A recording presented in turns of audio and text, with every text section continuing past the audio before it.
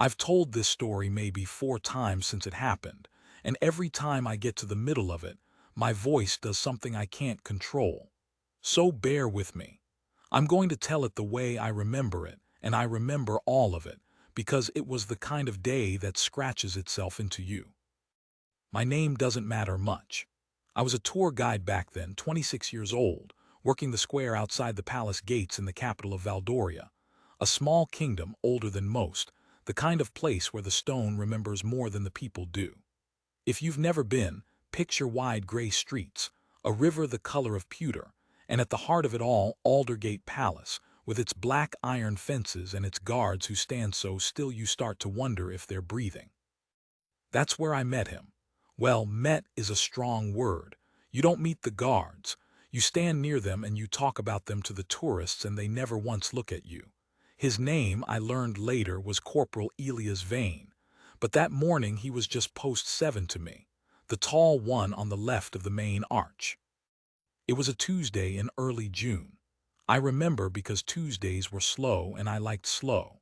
The weather couldn't decide what it wanted to be: sun, then a gray cloud sliding across it, then sun again, the kind of light that makes the whole square feel like it's holding its breath. There was a smell of cut grass drifting over from the royal gardens, and underneath it always the river. I had a small group that morning, maybe 15 people, a retired couple from somewhere warm, a school trip that had lost half its energy, and a scattering of the usual cameras, sun hats, a man filming everything on his phone as though the ground itself might do something interesting. And here, I said in my practiced voice, you'll see the palace guard. They serve a 2-hour shift without moving from their post. They will not speak. They will not react. It said a guard once stood his ground while a swarm of bees landed on his face. The tourists laughed. They always laughed at the bees. I glanced at Vane, still as a statue. Bearskin cap, red tunic, rifle held just so, his eyes fixed on the middle distance, on nothing, on everything. I want you to hold that picture, the stillness, because everything that came after was the breaking of it. The palace had its own small drama that week, though we didn't know how small it wasn't. The royal family was in residence, which meant more visitors, more flags, more of that low electric hum you get when people sense that somewhere behind those walls, actual royalty is eating breakfast. The little princess, Princess Adaline, she was 6 then, had become a bit of a public favorite. You'd see her sometimes in the distance, being walked from a car to a door, a tiny figure in a bright coat, waving because someone had told her waving was polite. That morning she was out. Not far out, not in the square, but in the front gardens, the ones that sit just inside the fence, where the family sometimes takes the air when the crowds aren't too thick. There was a nanny with her, and a woman in a gray suit who I now know was security but who, at the time, just looked like somebody's tired aunt. And there was the princess, in a yellow dress, chasing a ball that was slightly too big for her across the grass. You could see her through the iron bars if you stood at the right angle. A few tourists had noticed and were pointing, delighted, whispering. A real princess, a tiny one, doing tiny princess things. I remember thinking it was sweet. I remember thinking nothing else about it at all. And I remember the exact second the day changed, because it came as a sound. Not loud at first. A kind of deep, wrong thump from somewhere to the north, over past the trees, over toward the park. You felt it in your chest before your ears caught up. The pigeons went up off the rooftops all at once, hundreds of them, a gray explosion into the sky. And then the noise arrived properly, a flat, cracking roar that rolled across the square and bounced off the palace stone and came back at us. Later they'd say it was near the north gate of Hollow Park, half a mile off. Later there'd be words on the news like device and casualties and cowardice. But in that first second there were no words. There was just the sound and the pigeons and 15 tourists turning to me with the same face, the face that asks, is that normal? Tell me that's normal. It wasn't normal. Okay, I said, and my voice came out strange. Everyone stay together, stay calm. Nobody stayed calm. There's a thing that happens to a crowd when fear hits it. It doesn't happen slowly. One moment 15 people are standing near you, and the next moment they are a scatter of individuals, each one deciding on their own which way is safe. Someone screamed. A child near the front started crying, and then all of them were crying. The man with the phone had stopped filming and was just holding it, staring at it like it had betrayed him. The retired couple grabbed each other's hands. And through all of it, in the corner of my eye, I saw something that didn't move. Post 7. Corporal Vane hadn't so much as flinched. The pigeons had gone up. The crowd had come apart. Somewhere half a mile off, glass was still falling out of windows. And this man stood at his post exactly as he had stood 5 minutes before, eyes forward, rifle steady, as though the world had asked him a question, and his answer was simply no. I didn't understand it then. I thought, God forgive me, I thought, what's wrong with him? Move, do something, because that's what fear tells you. Fear tells you the right thing to do is run, and anyone who isn't running is broken. I know better now. I know that his stillness was not the absence of feeling. It was the hardest thing in that square. Every nerve in that man must have been screaming the same thing mine was, and he stood on it. He stood on all of it, the way you'd stand on a trapdoor to keep it shut. The security woman in the gray suit was already moving inside the fence. I saw her sweep toward the princess, saw the nanny scoop the little girl up. The yellow dress bunched against the woman's shoulder. They were going in, back toward the palace doors, quick but not panicked, the way people move when they've drilled a thing 100 times. And then it happened. I don't fully know how. People have argued about it since, whether it was a second, smaller blast or a gas main or just the shockwave from the first one finding a weak window. What I know is there was a second crack, closer this time, sharp and high, and a section of the ornamental glass roof over the garden pavilion. This pretty little Victorian thing, all iron and glass, that sat near the lawn, it just came apart. It came down in a bright, terrible rain. The nanny was clear of it. The security woman was nearly clear. But the princess, small, wriggling, 6 years old and frightened and not understanding why she was being carried, the princess had twisted in the nanny's arms at exactly the wrong moment, reaching back for the ball she'd dropped, and one of her little shoes had slipped, and in the half-second of fumble she'd come loose, just for a step, just enough. The glass caught her at the edge of it, not the worst of it, but enough. I saw her go down onto the grass.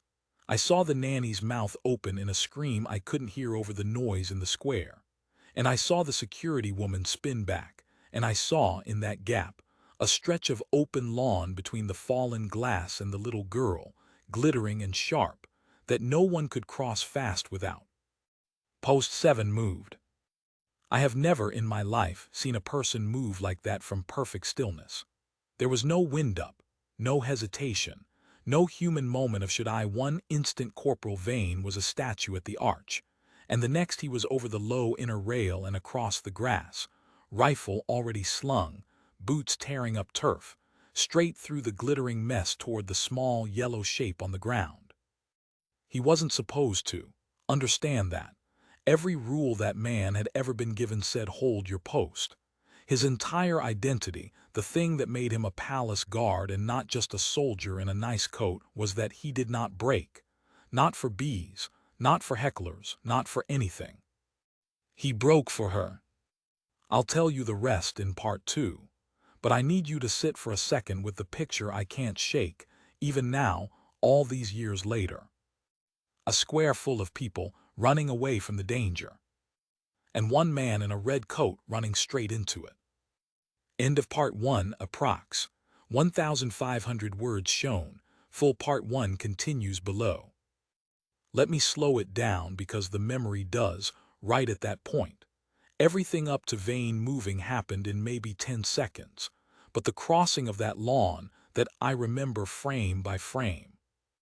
The glass was everywhere, not big shards mostly, but a spray of the small vicious kind. The kind that gets into the soles of your shoes and the creases of your hands. He went through it without slowing. I saw his boot come down on a bright patch of it and I flinched for him, but he didn't. He reached the girl, dropped to one knee. I heard, or imagined I heard, the crunch of it under him, and he gathered her up against his chest, one big gloved hand cradling the back of her head the way you'd hold something that had only just learned to be alive. The nanny had crawled to them. The security woman reached them a half-beat later, and there was a scramble of arms, all of them trying to shield the same small body. But it was Vane who had her. Vane who lifted her clear of the glass and turned his own back to the pavilion in case more of it came down. Vane who stood, cradling her, and carried her 10 steps to the clean grass by the fountain and went down again onto his knees with her in his lap. And here's where it stops being about the running and starts being about the thing that undid every one of us who saw it. The little girl, Princess Adaline, she wasn't screaming. That was almost the worst part. She was quiet. Shock does that. She was looking down at her own arm, where a line of red had opened up along the forearm, not deep, thank God, but bright and wet and running down toward her small fingers. And she was looking at it with this expression of pure, bewildered confusion, the way a child looks at a thing that doesn't fit into anything they know yet. And she looked up at the guard holding her, this enormous man in his red coat and his tall black cap, this stranger who had come out of nowhere, and in a small, clear voice that I somehow heard across the whole hushed garden, she asked him, "Why am I bleeding?" 4 words. Why am I bleeding? And Corporal Elias Vane, the man who did not react to bees, who did not react to bombs, who had stood like carved stone through the worst morning that Square had ever seen, Corporal Vane opened his mouth to answer her. And nothing came out. He stood speechless. This trained soldier, this monument of a man, holding a bleeding 6-year-old who was asking him the simplest question in the world, and he could not find a single word to give her. His jaw worked. His eyes, I was close enough now, I drifted to the fence without knowing it, my hands white on the iron, his eyes filled. Because what do you say? What do you say to a child who has just learned, in the most sudden way a person can learn it, that the world contains sharp things and that she is soft? How do you explain blood to someone who is 6? How do you explain that a beautiful June morning can crack open and rain glass? He had 100 answers a soldier gives. Hold still. You're safe. I've got you. And every one of them died in his throat because none of them answered the actual question, which wasn't really why am I bleeding at all. It was why did the world just hurt me, and there's no good answer to that. There isn't one, not for a child, not for any of us. So he didn't answer with words. He took off one white glove with his teeth. I remember the small, savage tug of it, and he pressed his bare hand, gentle as anything, over the cut on her arm. And he pulled her in close, so her cheek was against the rough red wool of his tunic, and he bowed his head down over hers so that the black cap made a kind of roof over both of them. And he held her like that, in the middle of all that broken glass, rocking just slightly, while the security woman shouted for medics and the nanny wept and the whole square stood frozen at the fence, watching a soldier become, for one impossible minute, something much older and simpler than a soldier. That's where I'll break it. I need to. Part 2 picks up right there, the medics, the aftermath, and the thing the little princess said to him next, which nobody who heard it has ever quite recovered from. Part 1 continues, additional section to reach length. While we waited, and it felt like waiting, though it can only have been a minute or two, I want to tell you about the square, because a crowd in the aftermath of terror is its own strange creature. The running had stopped. That's the thing people don't expect. Fear scatters a crowd, yes, but then something pulls it back, and what pulls it back is usually a single point of focus. Ours was the garden. The sight of that guard on his knees with the child had done something to all of us. The people who'd been sprinting for the side streets had slowed, turned, come drifting back toward the fence, drawn against every instinct toward the very place they'd just fled. The man with the phone was filming again. I don't blame him. I've watched that footage since everyone has, and I understand now that he wasn't being ghoulish. He was doing the only thing his hands knew to do. That video is the reason the whole world knows Corporal Vane's face. 60 seconds, shaky, the sound of distant sirens rising underneath it, and at the center of the frame, a red coat wrapped around a yellow dress. The retired couple were beside me at the fence. The woman was crying without seeming to notice she was. Her husband had his arm around her and his own eyes were wet and neither of them said a word. The school kids had gone silent, even the ones who'd been crying pressed up against the bars, watching. There is a particular quiet that comes over children when they realize they are seeing something that the adults around them think is important. It's a held quiet, a learning quiet. Somewhere over the rooftops, the smoke from the park was rising in a thin, dark column against the gray-blue sky. Sirens now, layered, coming from 3 directions. The morning had completely inverted itself. An hour before I'd been making a bee joke. Inside the fence, Vane hadn't moved from his knees. He kept his bare hand pressed to the girl's arm. His lips were moving now barely, and I've always wondered what he was saying. Not an answer to her question. I don't think he ever found that. Maybe just her name. Maybe just there, the oldest useless comfort there is, the one that works anyway. The princess had stopped looking at her arm. She turned her face into his chest. One small hand had come up and taken a fistful of his red tunic, the way a much younger child grips, and she wasn't letting go. That's the image the whole kingdom saw that evening. That's the image that ran on every front page, not the smoke, not the crater in the park, not the injured being carried out on boards. A guard on his knees, a bleeding child holding his coat, and a fistful of red wool that a 6-year-old refused to release. The medics came through the side gate first. 2 of them, then more, running low and fast with their orange bags bouncing, the way people run when they've done it 100 times and it never gets easier. Behind them came police. And behind the police came that particular kind of official chaos where everyone is shouting and nobody is panicking. Because panic is a luxury the trained don't allow themselves. I remember one of them, a young paramedic, red-faced, sweat already through his shirt, dropping to his knees beside Vane and reaching for the princess. And I remember the thing that happened next, because it was the first crack in the story that told me this wasn't going to be simple.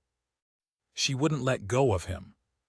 The medic said something gentle, held his hands out, and the little girl pressed harder into that red coat and made a small sound, not a word, just a refusal, and her fist tightened on the wool. The nanny tried. The security woman tried.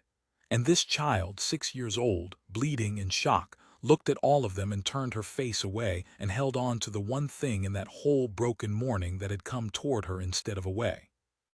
And Vane, I was close enough to hear it, Vane finally spoke. Not to her, to the medic. Low and rough, the first words I'd ever heard from a palace guard. "I'll carry her," he said, "just show me where." There's a rule about that. There's a rule about everything in the guard. A soldier does not leave his post, and a soldier certainly does not go carrying royalty across the grounds like a fireman. There are procedures. There are people whose entire job is exactly that, and a rifleman from Post 7 is not one of them. I found all that out later when the questions started. But in that moment nobody stopped him. Nobody could.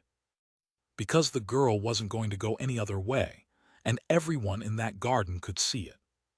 So he stood, glass falling off his knees, his bare hand still pressed to her arm, his gloved one under her, and he carried her with the medic jogging alongside holding a dressing to the cut, across the lawn toward the palace doors, where more people were spilling out now, staff, a doctor, and behind them, half a beat too late and moving faster than any of them, a woman I recognized even at that distance. Even through the fear, because everyone in the kingdom knew her face. The princess's mother. I won't describe her running to her child. Some things aren't mine to hand out for a story. I'll only say that when she reached them, Vane went down on one knee again. Instinct, training, respect. I don't know which, and he passed the little girl into her mother's arms as carefully as if the child were made of the same glass that had cut her. And for 1 second the 3 of them were tangled together, the mother, the daughter, and the guard. And then the doors took 2 of them and Vane was left kneeling on the grass alone. Here's the part I keep coming back to.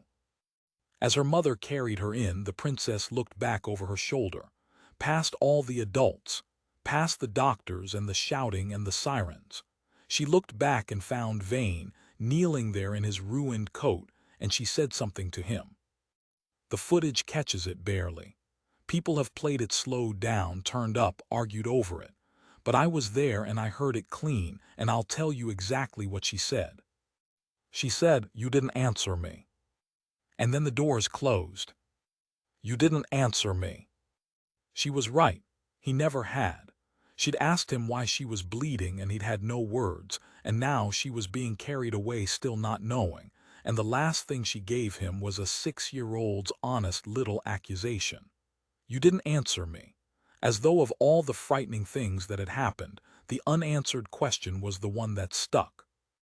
I watched Corporal Vane's face when the doors shut. I was maybe 30 feet away by then, pressed to the inner fence where the police were already starting to wave people back. And I saw a grown man, a soldier, kneel in the grass with his empty hands still half raised in the shape of a child that wasn't there anymore, and I saw him lower his head. He didn't cry exactly. It was worse than crying. It was the face of a person carrying a question he knew he'd never put down. Then a sergeant was there, hauling him up by the arm, and the moment ended, and the whole machine of the aftermath swallowed him. Now I could tell you the story stopped being remarkable after that. The medics did their work. The cut on the princess's arm turned out to be shallow, 11 stitches, they said later, and a scar she'd carry, but nothing worse. The bomb in the park had done real damage, real casualties, and for days that was rightly the only thing the news could talk about. Cowardice on one end of the city, and on the other end a garden, a guard, a child. But I didn't walk away from that fence and go home and forget it. None of us did. And what I want to tell you about now is what happened to Corporal Elias Vane after, because the world decided he was a hero, and the guard decided something more complicated, and the truth sat somewhere in between, the way it always does. The video went everywhere by that evening. You've probably seen a version of it even if you don't know this kingdom exists. 60 seconds of shaking footage, a red coat and a yellow dress, and by nightfall Corporal Vane's name, which none of us in the square had even known that morning, was on every screen in the country. The guard who broke his post. The guard who ran toward it. One paper ran the still of the little fist gripping his tunic across the entire front page, no words needed. He was a hero. Of course he was. To everyone watching from their sofas, he was the single clean and beautiful thing in a day of ugliness. But inside those palace walls, it wasn't so simple. Because a palace guard leaving his post is not a small thing. It is, in the coldest official language, a serious breach. Those men are not decoration. The whole point of them, the reason the stillness matters, is that they are the visible edge of the palace's security, and if one of them can be drawn off his post by a crisis in the garden, then the post itself becomes a weakness. That's the argument. And I want to be fair to it because the people who made it weren't monsters. They had a job, and their job was to think about the next attack, and the one after that, and to make sure the thing that protected the family couldn't be pulled apart by a clever enough distraction. So there was an inquiry. I know about the inquiry because, weeks later, I was called to speak to it, as a witness, the tour guide who'd been at the fence. I sat in a wood-paneled room across from 3 people in uniform and 1 in a suit, and they asked me, very politely, very quietly, to describe exactly what I'd seen. When Vane had moved, how fast, whether he'd looked back at his post, whether, in my view, there had been anyone else who could have reached the child. I told them the truth. I told them there hadn't been. I told them that in the 10 seconds between the glass falling and the guard moving, no one else in that garden was positioned to cross that lawn in time, and that if he had held his post, if he had done the correct thing, the disciplined thing, the thing all his training screamed at him to do, a 6-year-old would have lain bleeding in broken glass with her nanny unable to reach her. And then I said something I hadn't planned to say. I said, "You're asking whether he broke the rules. He did. I watched him do it. But I think you're asking the wrong question." One of the uniformed men asked me, what the right question was. And I said, whether you'd want a guard who wouldn't. They wrote it down. I don't know if it mattered. I like to think it did. While the inquiry ground on, Vane was suspended from post. Not dishonored, nobody was calling it that, but pulled off the line, sat behind a desk waiting. And the papers, who love a hero right up until they can love a martyr more, caught wind of it and turned. Hero guard PUNISHED 4 saving princess. The public got angry. There were letters. Someone started a petition. The kingdom, which had spent a week grieving a bomb, found it much easier to get furious about a good man behind a desk, and it poured all of that grief into being furious on his behalf. I don't think Vane wanted any of it. I met him once during that period. I'll come to that in part 3. And he was not a man who enjoyed being a headline. If anything, the noise made it worse for him, because the noise was all about the running and the saving and the red coat and the fist, and none of it was about the thing that actually haunted him. The question, why am I bleeding? And its little sister, thrown back over a shoulder as the doors closed. You didn't answer me. I learned later from the same source I'll tell you about in part 3 that Vane hadn't slept properly since, that he'd sit at that desk and stare at nothing, that the medal they were quietly, awkwardly considering giving him, once the inquiry sorted itself out, meant nothing to him at all, because in his mind he hadn't triumphed, he'd failed. A child had asked him the one question that mattered, and he had stood there with his mouth open and given her nothing. And then she'd been carried away knowing he'd given her nothing. You and I can see it differently. We can see that there was no answer to give. That pressing his bare hand to her cut and making a roof of his cap over her head was worth more than any words. That comfort isn't a sentence, it's a body between a child and the sharp world. But he couldn't see it. Not then. He was a man who'd been trained his whole life to have the right response for every situation, stand for the bees, stand for the hecklers, stand for the bomb, and the one time a small person had needed a response from his heart instead of his training, he'd frozen. That's what he carried. Not pride. A frozen mouth and 4 unanswered words. There's a resolution to this. There is. The inquiry ends and the medal question gets answered, and most of all the princess and the guard meet one more time, months later, and something is said that finally puts the question down. But I'm not going to rush it, because the way it happened deserves the room. The inquiry finished in the autumn. 4 months, near enough, from a June morning to a gray October afternoon, which is a long time to keep a man behind a desk over 10 seconds of doing the only decent thing available to him.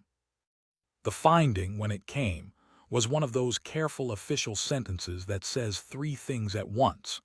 It said that Corporal Elias Vane had committed a breach of post protocol. It said that the breach was, in the specific and extraordinary circumstances, understandable and would carry no lasting mark against his record. And it said this was the part that mattered, the part somebody clearly fought to get in, that the guard would be reviewing its own procedures. Because if a situation could arise where following the rules meant leaving a child to bleed, then perhaps the fault was not entirely with the man who broke them. I've thought about that last line a lot. It's a rare thing.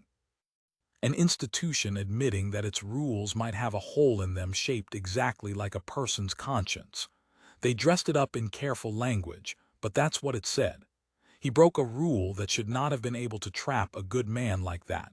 We'll fix the rule. He was reinstated, cleared to return to post, and the papers had their happy ending, hero guard RETURNS, and moved on to the next thing because that's what papers do. But I want to go back a few weeks, to before the finding, to the one time I actually met him. Because that's the part of this I've never told a camera, and it's the part that changed how I understand the whole day. It was September. I was still guiding, though the square never quite felt the same to me after June. I'd catch myself looking at the sky, listening for pigeons. One evening after my last tour, packing up my little folding sign, a man came and stood near me. Out of uniform.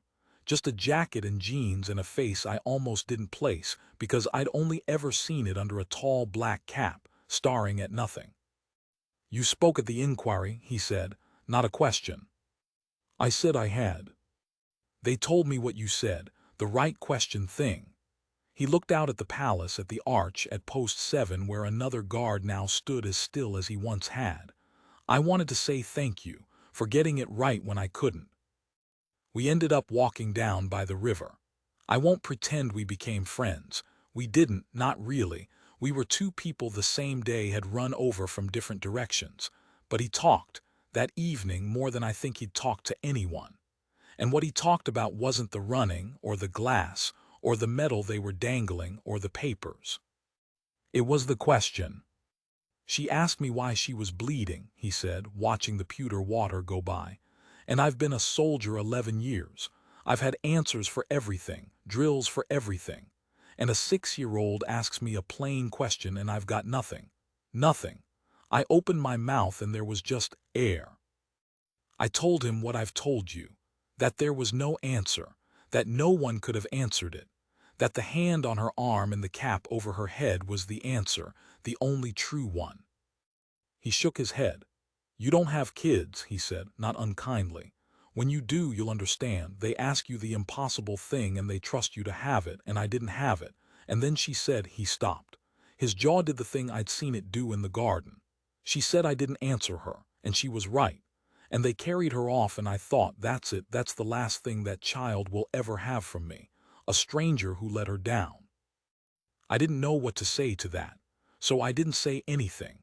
Sometimes the not saying is the only honest thing you've got. I'd learned that from him in a garden months before, though I don't think either of us noticed the echo. We parted at the bridge. I told him I hoped the inquiry went right for him. He thanked me again and walked off into the evening, an ordinary-looking man that half the kingdom would have recognized, carrying a question no medal was going to answer. I thought that was the end of it. For me, it nearly was. But there was one more chapter, and I only know it because he came and found me a second time in the spring, a year almost to the week after the bomb, and this time he wasn't carrying anything at all. This time he was almost light, and he told me what had happened, and I'm going to tell it to you the way he told it to me, by the river, with the pigeons wheeling over the rooftops the way they had that terrible morning. They'd invited him back to the palace, quietly. Not for a ceremony. The family had a sense, apparently, that a ceremony was the last thing this needed. Just an invitation. The princess, they said, had asked to see the guard from the garden, had been asking on and off for months, and someone with the good sense to listen to a 7-year-old had finally arranged it. He said he almost didn't go. He said he stood in his own hallway in his good jacket, terrified, this man who'd walked through glass toward a bomb, terrified of a child. Because in his head she was still the last thing she'd said. "You didn't answer me." He was walking back into that. They brought him to a small sunny room. Not a throne room, nothing like it. A family room, with toys on the floor and a window looking out over the very gardens where it had happened. And Princess Adaline came in, 7 now, taller, a small pale line on her forearm where the stitches had been, and she stopped in the doorway and looked at him. And she said, "You're the one who carried me." He said he could only nod, the errand-the-mouth thing again. A year later, and she still took his words clean away. And then he told me this 7-year-old child crossed the room and sat down next to him, very businesslike, and pushed up her sleeve and showed him the scar. Not sad about it. Proud, almost. And she said, and this is the part where his voice went by the river, the part where mine goes now every time. She said, "I know why I was bleeding now. Mummy told me.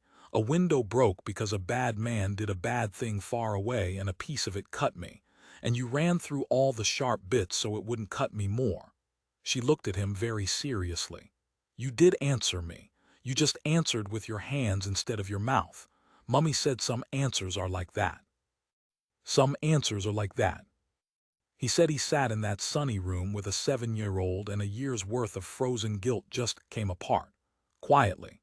He said he didn't trust himself to speak, so he didn't, and she didn't seem to mind because she'd already worked out that this was a man who answered with his hands. She showed him a drawing she'd done, a red coat and a yellow dress and a tall black cap. She'd kept it a year. That's it, that's the whole of it. He went in carrying the heaviest thing a good man can carry, the belief that he'd failed a child when it counted most, and a 7-year-old handed it back to him, weightless, because somewhere in a year of growing up she'd understood the thing he couldn't, that he had answered her, that love in a crisis doesn't come out as a sentence. It comes out as a body between a child and the glass. Corporal Elias Vane went back to his post. He stood the line for a few more years, still and silent under his tall black cap, and the tourists who took his photograph mostly never knew that the statue they were photographing had once run across a lawn full of glass and become, for 1 minute, the most human thing in the kingdom. A few knew. A few always pointed. That's him. The garden, the little princess. And he never once let on that he'd heard. I left the tour guiding a while after. Life goes the way it goes. But I still come to the square sometimes on a slow Tuesday when the light can't decide what it wants to be and there's cut grass and river on the air. I stand where the fence was, and I think about the two things that happened in that garden, a year apart. A child asked a soldier why she was bleeding, and he had no words. And a year later, she told him he'd answered anyway. I used to think the story was about the running, the bravery, the glass, the red coat against the danger while everyone else fled. That's the part the video caught. That's the part that made him famous. But I don't think that's the story anymore. I think the story is that the bravest thing that man ever did wasn't crossing that lawn. It was walking back into that sunny room a year later, certain he'd failed, and letting a small child prove him wrong. We spend so long thinking the hard part is the running. The hard part is believing afterward that it was enough. And a little girl, 7 years old, with a red coat drawing she'd kept for a year, knew that before any of the grown-ups did.